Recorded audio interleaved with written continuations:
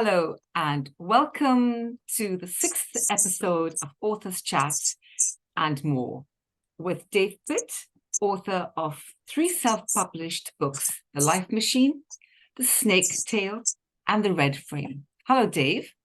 How are you Hi. today? I'm very well, thank you. How are you? Yeah, I'm fine. I've had a few technical blips, but I think we're okay now. I couldn't play the music that I wanted to play to introduce you. I'm so sorry about that, but let's hope that there'll be no further blips. So just as a quick reminder to all our listeners that the aim of these chats is to really promote indie and self-published authors to a wider audience and to help promote their books and hopefully their sales as well.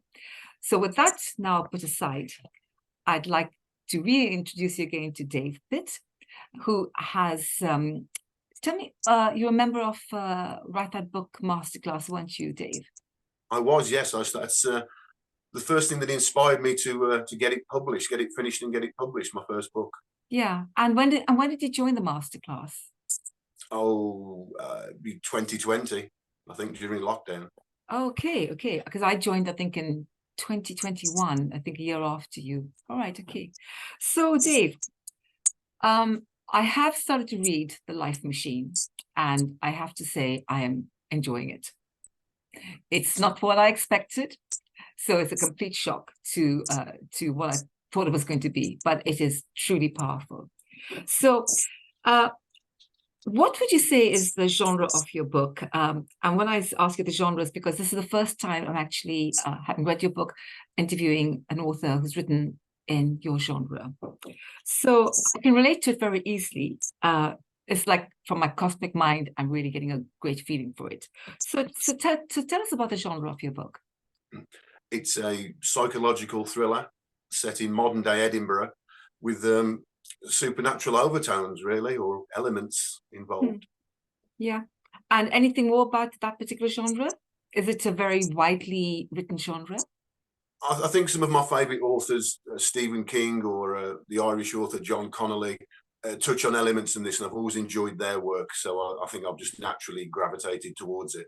Yeah, and the supernatural element, I mean, I read lots of science fantasy, and that's not supernatural, that's fantasy, but the supernatural elements, how close are you to supernatural elements? Myself, I have none. I just wish they existed, I suppose. So I'll write about them. Okay. So tell us a little about your background, because you have a very interesting background that I don't think a lot of our listeners know too much about. So love to hear about you. Okay. Life for me as a writer began at the age of 30, when a motivational speaker asked me to dig deep and tell them what I wanted to be. And what I wanted to be at that time was a performance poet or a stand-up comedian. I wanted to do something with writing words and so I ended up blurting that's what I wanted to do. And they said, you should go to college. So I went to college as an overage student. I was 30. Everybody else there was 18 or 19. But I had a great 2 years at college, learning all elements of theatre, including writing. And I then developed an act, I suppose, as a performance poet. I did the Edinburgh Festival and a few theatres in London, which went well. But that tail life took over, and then I moved up to the north, up to Leeds, and I joined a drama group. And then I started doing playwriting. I started writing my own plays, full-length plays, and they've all gone down very well. But I never really had the time to write a novel until then, as I think with a lot of people. And I thought, okay, I'll take these short stories I wrote many years ago and see what I can put together. Yeah, and you studied drama. Where did you study drama? I studied at Stratford-on-Avon College. Okay. Did you ever get involved with the theatre company there at all? We had close links to the RSC, yes, which was fantastic. I was told it was the best course to go on. I was going to go to my local college course, but I was warned away from it, saying, no, if you're going to do it properly. Yeah. I went to audition at Stratford with 3 poems. That was all I had. I was with a song and a monologue and a speech from something else. And I said, I don't have that. I've got 3 poems. So I did those. Okay. And as a playwright, did you find that came very naturally to you to write plays? I think it did after all the, because I've been in a lot of plays by then. So I came up here and I met this drama group, and I sort of kept it hidden for a little while that I was wanting to write plays for 2 or 3 years. And we performed at Eight Bournes and various other popular British playwrights. And I thought to myself, I'm going to give it a go myself. So I wrote one called Hell and High Water, which was a family comedy about a relative that sort of wants to blackmail them. They've won the lottery and they want to blackmail the family into doing something for them with the promise of this money they're going to get. So it went from there, really. And was it actually performed on stage? Oh yes, yeah, yes, they've all been performed, yeah. Okay, so you are a poet, you are a playwright, and you are an author now. Yes. Yeah. So The Life Machine is your first novel, yeah? Is there a part of your life that is reflected in The Life Machine? Any parallel characters or connections? I've thought about it a lot, and I think as I continue writing the things, I tend to see that all the characters are different aspects of me. So from experience, whether it be the 17-year-old me or the 54-year-old me or a 30-year-old me freshly divorced, whatever it is, I do tend to identify with them. Yeah. And was it a conscious part of you when you were writing the characters, or they just flow and I suppose it just flows. It just seems to fit. So I often think that this story seems to be, when I sit down and write, it's a lot of the time it just seems to be coming from somewhere else. I'm almost simply channeling it, is how it feels some days. Okay, so I'm not being trite, but when you talk about channeling something, there's a slight supernatural element that kind of is overlapping a little bit. Maybe not. I can't argue with that. Now, sometimes it just feels like that. Yes, and I look back and think of what I've written, and it's like, okay, that went there. Then. Yeah, and we were chatting yesterday about something else about the place and the space that you had an association with. Do you remember you were talking about in The Life Machine? Yeah, the sort of main epicenter of The Life Machine is a place called Dalmeny Street, which is in Edinburgh, as you go down towards Leith Walk, down towards the docks. And it's just a street with some big tenement buildings on it. And I used to live in a flat on the 4th floor there back in the millennium, back in 1999, 2000. And that was where I had an idea from, that a man could stand out on a ledge from this flat I was living in, and I wrote a short story based on that. And all the other places in my book are real places. Yeah. So I have begun to read The Life Machine, and I have really fallen into its space where I find myself standing next to each character and living their lives. I really not identify, but I really understand in the torture that each of the characters, the youngest character, Jay, and then there's Oscar, and there's Alex. And I really understand. And I think the way that you write that, it is so, I said, it holds me, it really holds me. So I think, oh my God, this is a story that I didn't expect it to be the way it's coming over. I have to say, everybody, that Dave's writing, to me, is like he's been writing for years and years and years. It's just so well constructed, and it is so well laid out, and the language that is used and the shape and the form, and I am totally engrossed. And I'm just irritated that I can't spend 5, 6, 7, 8, 9, 10, 11, 12 hours sitting and reading a book. I hope it doesn't take so long to read. But I do hope that after we've actually spoken, the listeners are going to go out and buy your books. But before we get to that, I want to say The Life Machine, to me, is a really powerful psychological thriller with supernatural threads constantly running through the story.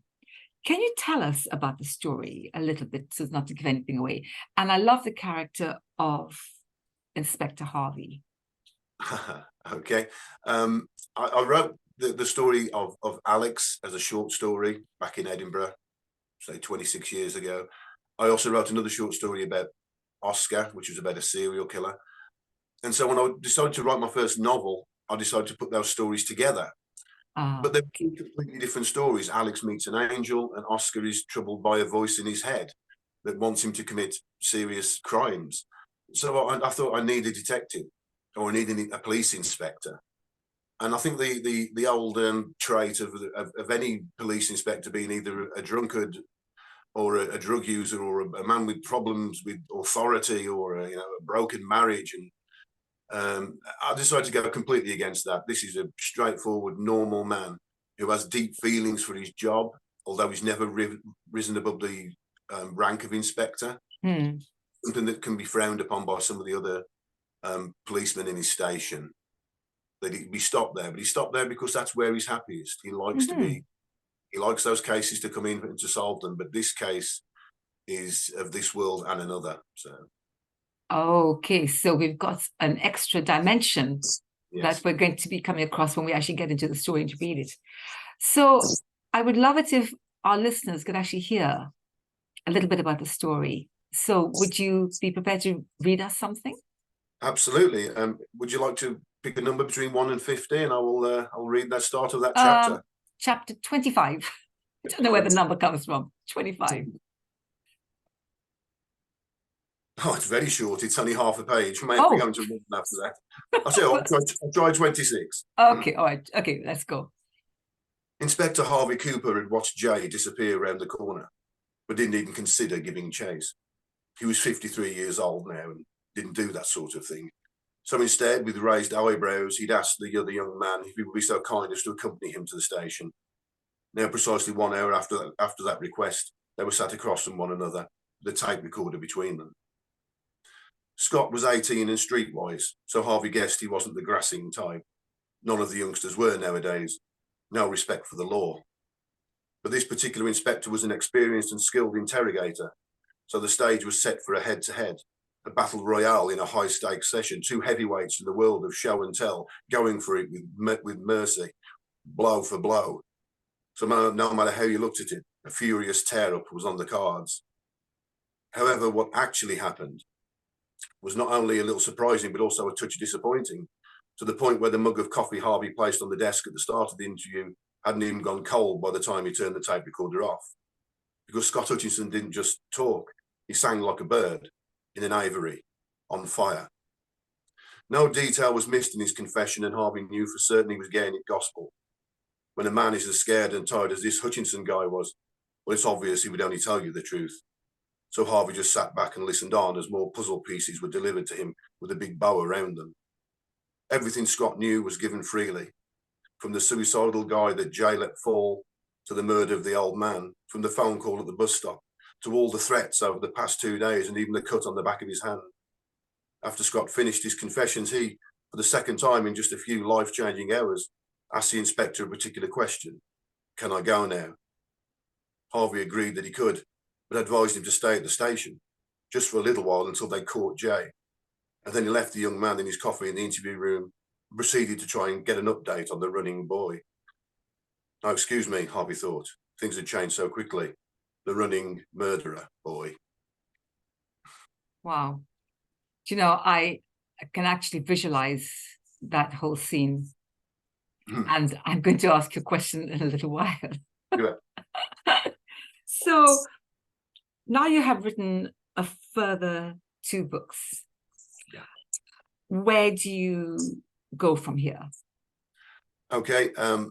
Obviously, The Life Machine was just supposed to be a standalone book, and it is a standalone book. But I think when I finished it, I realised that I could probably do a little twist on things and do a second, which then led to the trilogy. So the 3 books are a complete trilogy, and they have a beginning, a middle, and an end. But now I'm writing a 4th book, provisionally titled The Burial Day, which is the city of Edinburgh and the world we live in still having effects. There are still traces of what happened in the trilogy that still resonate around Edinburgh. So they affect some of the characters we're already familiar with and some brand new ones. Thank you for that. Okay. So this is, everybody, this is really just to give you a little flavor of what Dave is writing about.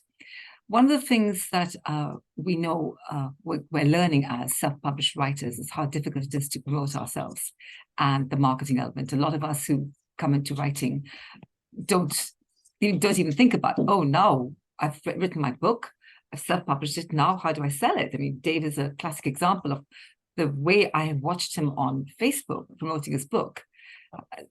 Did you have a marketing plan in mind when you started to market your books? I really didn't. It was a brand new world to me. It's a world I'm not particularly computer savvy or anything like that, but I have a very good friend who knows all about her TikToks and her Instagrams and her Facebook message reels and things like that. And she's helped me a great deal with promoting it. Yeah, on all formats. Yeah. She helped me to set up the website and the shop that you can buy my books and merchandise from. Yeah. And we're doing it together, yeah, from ground zero. I want to see if we can do it. People have told me it can't be done without a proper publishing house behind you. I'm just trying to prove that wrong. Yeah, yeah. And I think one of the things I've noticed about you is that you're really consistent in your marketing. It's something that I must admit I'm not good at. I'm not that consistent. And I realize watching a few of the others, where your success in your marketing lies is in that consistency, bringing new angles to what you're writing, how you present. So what else do you do for your marketing, though, besides your Facebook? Where else do you go to promote your book? Just lately, I've started going to a rather lovely furniture antique shop in the market village near me, and I literally have been sitting in there for all day on a lovely wingback chair, Chesterfield wingback chair, yeah, and with my books next to me. And then customers have come in, we've started talking, and I've made obviously I've spread the word to that. I've made some sales of that. Usually people buy the whole trilogy. I was contacted because of my Instagram posts. Somebody picked it up on this American TV channel, Valley TV, and they got in touch and asked me to do an interview live to California, which I've done twice now. Yeah. And yeah, I do book signings. I have another one coming up. I think we're doing one just before Christmas. Another book in a library that supports my work. Yeah. And yeah, really, I never say no to anything. Really, I think that's the key. And I love talking to people about it. So. Yeah, yeah. And now that you have written The Life Machine, how did you initially see its future? To me, it has a real cinematic resonance. There's layers and there's levels, there's a theme, there's a shape, there's a form, and it's very descriptive. How do you see, what future would you like, I should say, to see for The Life Machine as your first novel? Yeah, the future I expect for The Life Machine, I say expect, would hope for The Life Machine, is it'll be spotted and picked up by the right person that could possibly want to film it. I think the segments of it make a perfect series. I think the cliffhangers that are naturally in there could be the end of each episode. Trying to keep things interesting and keep it keep action coming sometimes, and also deep dramatical moments as well. So that would be the hope that the people would spread the word and it gets to the right person and we can get it filmed. Yeah. And did you ever think about your story becoming a film or episodes when you were writing it, or did you see it happening once you'd written the story? I think certainly with The Life Machine, writing that, because it was my first one, I had no plan. Didn't know how long it was going to be. I didn't know exactly how it was going to end. There were all these different elements. So whilst I was writing it, I was just concentrating on the book. But then when I'd finished it and started the second, I thought that's when it came to life, really. And I thought we could do so much with this. This would be so nice and dramatic to film it, especially in Edinburgh, which is such a beautiful city. Yeah, yeah. I often find that Edinburgh to be quite a dark city. I don't know it very well. Would you say it's a dark city? I would say it is a dark city. I try and portray it. It's a character on its own in all of my books. I often start a chapter with just describing what mood the city is in, what the weather's like, what the people are doing, and then we'll get back to the story of the characters. So yeah, it is a dark city. Certainly this time of year with winter coming, it's a very dark city. I spent a few winters there in deep snow and lots of rain and wind, but it's got a lot of character. And I think when the sun shines, which is something I did in the first book, the sun's always shining in The Life Machine, which it doesn't do. But I wanted to make it that way. Maybe as a tribute, I don't know. Yeah. And how long did it take you to write your first novel? The first novel took, I would think, about 4 months. Like it came out quite fast, and so did the second. Again, maybe about 4 months. The third one took a little longer, and this one's taking longer still. But I think it's working. So right. And is there a reason why after 3 books the fourth one is taking a little longer? Maybe a naive question to ask. no, I think my writing style's changed. Not the way I write, but the process of writing seems to have changed. I think it's just I just really want to get it right. Yeah, yeah. It's just a sentence. I really want to get it right, so I'll walk away for a few more seconds at a time, and it all adds up. It's like, no, that's what I want to say, but I can say it better than that. Yeah, that's really, really interesting. As a writer, like, I don't know. My experience of writing, of course, is very limited. I've written only 1 book, but it took me 1.5 years to write it because, and I know even now, there's so much more I could do in terms of, creating the style better, putting a little more thought into every word, every description. I know we talked about description quite a lot. You felt that there wasn't a lot of description in your book, and I said no. When I was standing, when Oscar is standing looking at the wall, the way he looks at the wall, I'm there with him. When Alex is standing on the ledge and his knees begin to buckle and tremble, the way you describe it, I'm there with him. So when Jay is with Alex on the ground, I'm there with him. So I think your power of description is very accurate or very acute, because I know we talked about, when I was writing my book about Cuba, the way I had to describe it was lots of adjectives. And I remember one friend saying, I've never read a story with so many adjectives. I've read, and yeah, it's so colourful and exuberant, which is, I suppose, is something I wasn't looking for. I wanted it more to be cold and stark. Sure, yeah. So yeah, I think that's worked. I like to keep things, like I say, about trying to find not just what I want to say, but the precise way to say it, that I look at it and think, yeah, that's good. I like that. Yeah. And that's what I said at the beginning. When I'm reading your story, it reads to me like somebody's been writing for a long time.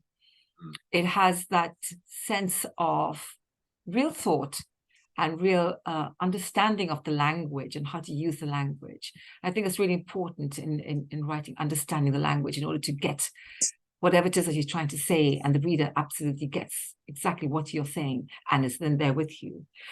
You posted something very interesting on Facebook that I picked up on, and you said, I'm going to read this.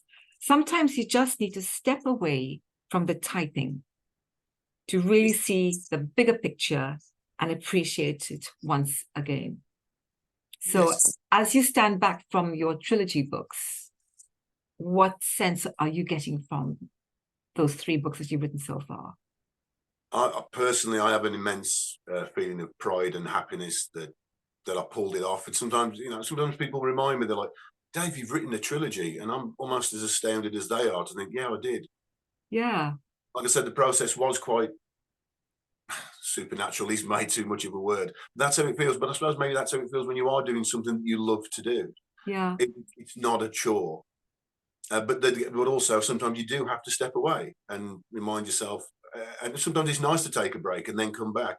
I took a break from writing this 4th book for 2 months. The last 2 months, I took a break. I've been writing other things because, like, I'm a professional writer, so I need to make an income. So I've written a pantomime, and I've written a murder mystery evening, both which are going to be, well, the murder mystery evening has already been performed. That went down the stall, and somebody else wants to do it, based on the death of Sherlock Holmes and who killed him. It's not a comedy. Yeah. And then I'm writing the pantomime based on nursery rhymes, which are always very dark and entertaining. Yes, aren't they? Yeah. Yeah. And now literally I've got back into writing the book Monday this week, and I've almost been non-stop this week. The one day I did 13 hours pretty much straight. Whoa. Now 13 hours is a dedicated writer. So the question I was going to ask you is, are you now a full-time writer? Is that now your career? That is my career. I quit my job a year ago, almost to the day. I think it was something like November the 3rd. Last year. I quit my job as a lorry driver, something I've been doing for many years. I was happy doing that. And I also think it was the kind of job that helped me. All those miles on the road gives you a lot of time to think about things. Yes. Yeah. And sometimes when you're sleeping in a lay-by in your lorry and it's, the wind's howling next to you, it also inspires you to think, I need to get out of this. There's got to be other things I can do. Yeah, I know. I keep on being told, don't give up your day job because you're not going to make any money from a writer.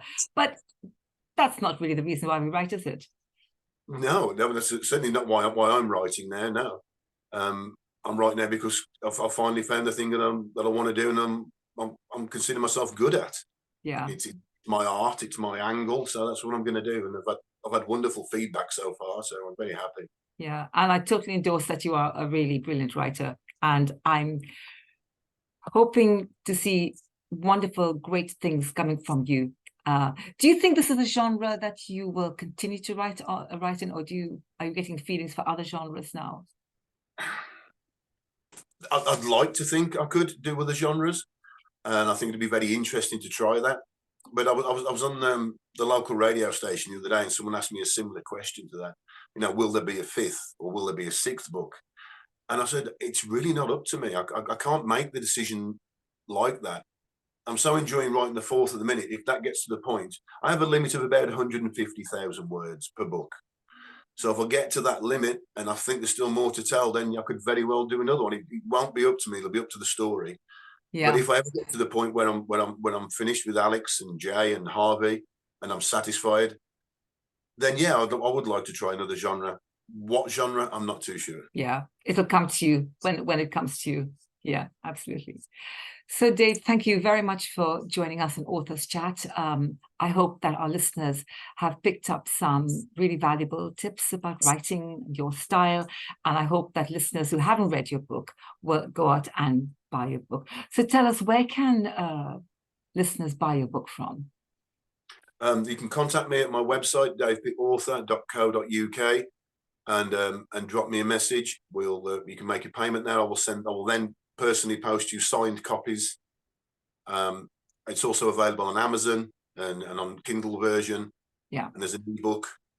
So yeah, there's many ways of doing it. Just search Dave Pitt Author and you'll find me on my website or on all the social medias. Yeah, that's wonderful. Thank you very much, Dave. I am going to carry on reading The Life Machine and the other two because I really do admire your writing very much. I really love it, in fact.